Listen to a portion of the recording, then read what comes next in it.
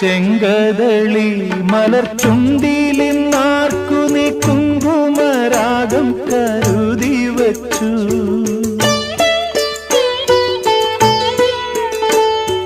തൊഴുതു മടങ്ങുമ്പോൾ പൂവളപ്പൂവിഴി മറ്റേതു ദേവനെ തേടി വന്നു.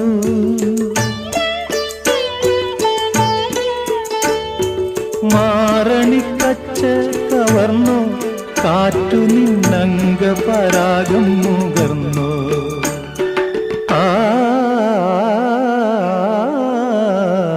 ചന്ദനലേപ സുഗന്ധം ചൂടിയതാരോ കാറ്റോ